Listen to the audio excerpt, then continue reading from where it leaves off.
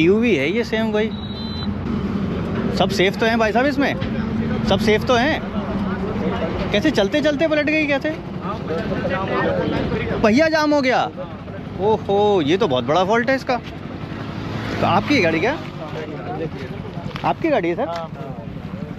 तो चलाते में अगला पहिया जाम हो गया। हाँ, जाम होकर जैसे गाड़ी डिसबैलेंस हुई तो डिवाइडर पे चढ़, वो डिवाइडर पे वहाँ से टकराने के बाद कुछ देर उस पर चलने के बाद जब जाके पलटी थी यार। वो तो खोल लेता। अच्छा, मुझे लगा ऐसे ही पलट गई। नहीं नहीं, ऐसे नहीं। मुझे लगा वो दुबे जी वाली गाड़ी है तो कहीं वैसे ही पलट रही हो। पहले पूछ ले आराम से, पहले अपने हाथ।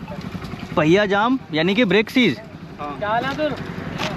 कौन सा मॉडल है गाड़ी ये? 18 मॉडल। चलो आप सेफ हो कम से कम, ये बहुत बड़ी चीज़ है कि चलो गाड़ी का क्या है, टीन टप पड़े तो बन जाएगी, ये तो तमाम हो जाएगा, लेकिन आदमी सेफ होना चाहिए। तो पूरा ये पिलर शरीर ठीक होगा तो 50 आ जाएंगे ऐसे। हाँ हाँ, 7-8 फटकी मारी थी। 7-8 फटकी मारी हैं, तभी तो ये हाल हुआ गाड़ी का। तो वहाँ पे पहिया हो गया जाम। पहिया जाम हो, सारी डिवाइडर पे चढ़ी और फिर इसे पलटती हुई, फिर डिवाइडर पे चढ़ी, डिवाइडर पे चढ़ने के बाद फिर पलटी मारी। फिर और कितने आप सब लोग अंदर ही थे? नहीं, 3 थे। मैं था, एक घरवाली थी और एक बच्चा था। तो बच्चों को भेज दिया? हॉस्पिटल में। हॉस्पिटल में चोट लगी है? चोट नहीं, थोड़ा वैसे मांसपेशियां खिंच गई हैं और कुछ दिक्कत नहीं है, नॉर्मल सही है। चलो ये भी बड़ी बात है कि मतलब बॉडी शेल मजबूत है तो वो बच गए। लेकिन अगर ये वो तो ठीक है बच गए, लेकिन अगर पहिया जाम ना होता तो ये गाड़ी पलटती ही नहीं। हाँ, नहीं, ये टेक्निकल इशू है। मुझे ऐसा लग रहा है ब्रेक सीज हो गए इसके चलते में। इसका ऑयल वगैरह सब पलट गया, चैम्बर फट गया नीचे से। ये रगड़ने से देखो, ये जब जितनी जगह रगड़ी है ये चिंगारी उठी है, जली है गाड़ी।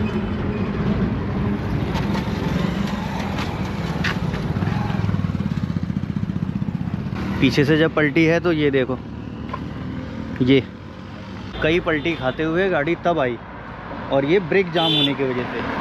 ब्रेक जाम हुआ, व्हील जाम हुआ, नो आइडिया, लेकिन जैसा कि हिसाब से दिख रहा है ये उधर वाला व्हील जाम है। देखो बिल्ड क्वालिटी तो अच्छी बात है, चलो एक्सीडेंट हुआ, बिल्ड क्वालिटी तो अच्छी थी, इससे बच गए, कई पलटी खाई, अंदर सेफ रहे। लेकिन मुद्दे की बात यह है कि एक्सीडेंट हुआ क्यों? एक्सीडेंट ना होने पे ध्यान दिया जाए। हुआ क्यों? क्योंकि व्हील जाम हो गया, टेक्निकल इशू था, होना नहीं चाहिए था। मैं आगे तक जा रहा हूँ, अगर आपको किसी को छोड़ना हो। नहीं भैया, बस सवाल गाड़ी अच्छा बुला लिया आपने? चलो फिर ठीक है, सब आ गए आगे घर पास में। चलो चलो ठीक है भाई साहब। हेलो जी, देखते रहता हूँ आपके। अच्छा देखते हैं, आप हमारे सब्सक्राइबर ही हैं। दरअसल देखना ज़रूरी था ना, पहिया जाम हो गया गाड़ी का। चलो भैया, बढ़िया लगा आपको। चलो जी, थैंक यू।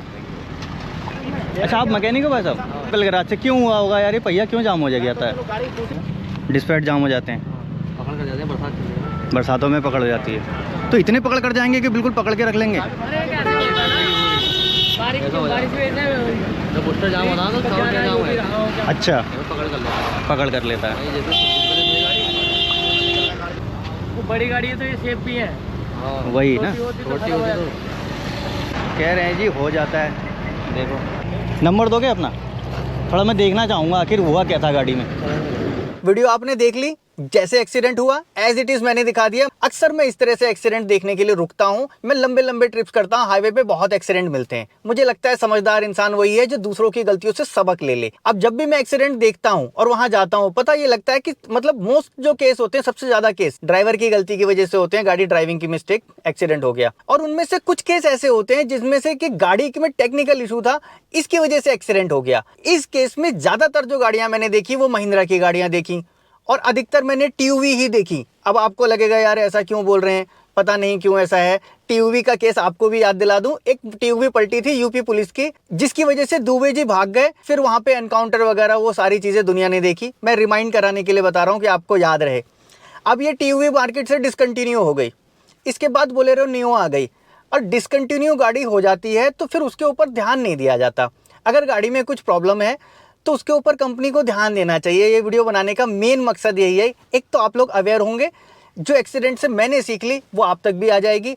दूसरा, मैं थोड़ा सा मैन्युफैक्चरर्स का ध्यान खींच पाऊंगा इधर की तरफ, शायद अगर उन तक पहुंच पाए तो, कि जो गाड़ी मार्केट में है ऑलरेडी, जिन लोगों ने गाड़ी खरीद ली, उस पर भी ध्यान दीजिए। सिर्फ डिसकंटिन्यू करके न्यू गाड़ी को लॉन्च कर देना, मेरे हिसाब से इसमें कस्टमर का बहुत नुकसान होता है। जिसने गाड़ी खरीद ली वो तो बेचारा परेशान हो गया। अब जिसने मराजो खरीदी थी, अगर किसी के पास होगी तो कमेंट में लिखना, जिसने जाइलो खरीदी थी होगी तो कमेंट में लिखना। TUV वाले वो तो मिल ही जाएंगे, अभी रिसेंट ही है।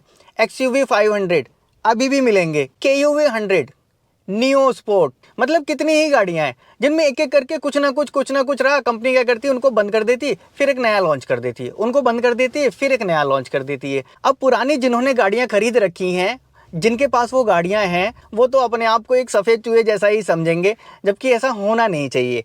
होना ये चाहिए कि देखो, जो भी कंपनी गाड़ी लॉन्च कर रही है उससे ज़्यादा ध्यान वो करंट जो मार्केट में गाड़ियां हैं उन पे दे, क्योंकि जिसके पास वो गाड़ी है वही फिर दोबारा दूसरी गाड़ी खरीदेगा। अगर उसका वो एक्सपीरियंस अच्छा नहीं होगा तो फिर वो दूसरी गाड़ी कैसे खरीदेगा। महिंद्रा बोलेरो का बॉल जॉइंट टूटने वाला प्रॉब्लम आज तक चला आ रहा है, और कितनी बार मैंने खुद दिखाया, और भी लोगों ने हो सकता है दिखाया होगा, और ये तो मतलब फेमस है, सबको ही मालूम है कि हाँ यार इसका बॉल जॉइंट टूटता है, और ये टूटता है तो ऐसा टूटता है कि आप कहीं के नहीं रहते, वो ठक निकल गया, गाड़ी लिफ्ट करके ले जाओ, या तो वहीं पे मैकेनिक का इंतज़ाम करो, फिर वो वहीं सामान लेके आएगा, तब वो जाएगा।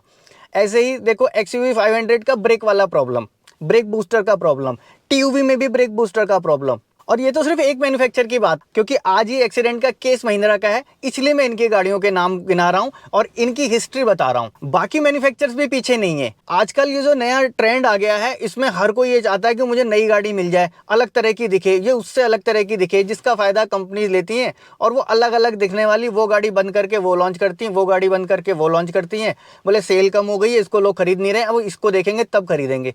अब जिन्होंने खरीदी थी वो तो आप पे भरोसा करके खरीदी थी जी, अब आप इसको बंद कर दोगे, एक तो उस गाड़ी की रीसेल वैल्यू डाउन हो जाती है जो गाड़ी डिसकंटिन्यू हो गई। दूसरा बड़ा प्रॉब्लम क्या होता है, गाड़ी के स्पेयर पार्ट नहीं मिलते।